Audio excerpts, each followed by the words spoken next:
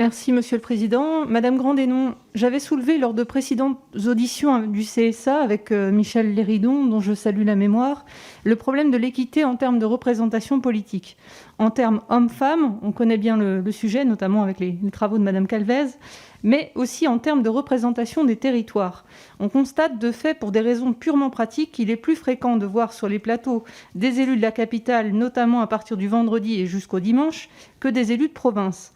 On peut aussi s'interroger sur la plus grande difficulté d'élus de territoires moins denses à être vus, entendus. Il est clair qu'ils ne peuvent pas faire le poids en termes d'audimat. Peut-être à part sur LCP. Le citoyen lambda nous dit souvent « on voit toujours les mêmes », ce qui ne participe guère peut-être à redorer ou renouveler l'image de la sphère politique. Quel regard portez-vous sur le sujet? Quelles recommandations le CSA pourrait-il faire en ce sens s'il aboutissait au même constat, ceci à quelques encablures d'une période intense du point de vue électoral? Territoire. C'est vrai que les élus de province, on a toujours l'impression qu'on les voit moins. Alors en ce moment, on est quand même dans une élection et je défends un tout petit peu, pour une fois, la maison France 3 Régions qui va faire près de 130 débats sur les régionales, les départementales, etc. Alors je sais qu'il ne faut pas profiter juste d'une occasion d'élection pour... voilà. Mais ce qui est vrai, c'est que ça permet aussi d'avoir des débats locaux.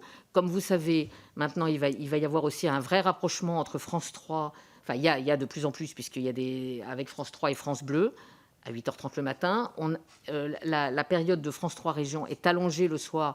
Et je pense que cette crise sanitaire, elle a donné aussi aux téléspectateurs envie d'ancrer plus son information et d'avoir une information locale. Je pense que c'est important d'avoir une vraie information locale. C'est valable pour les Outre-mer, c'est valable pour plein de régions en France. Il faut se délocaliser et que les médias apprennent à se délocaliser plus, pas être juste de Paris, savoir ce qui... Bon.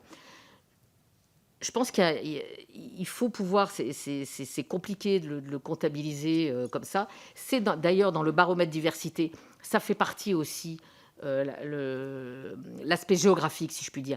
Mais après, il ne faut pas que ça soit juste... enfin, c'est très intéressant de montrer juste une belle région, mais il faut qu'il y ait des personnes, des personnes qui parlent au nom de leur région. Voilà. Alors, c'est vrai que je dis ça à un moment où on est vraiment dans des élections où on va avoir des débats régionaux, départementaux. Vous avez aussi voté le 22 février dernier une loi pour qu'il y ait des programmes sur le service public et la radio.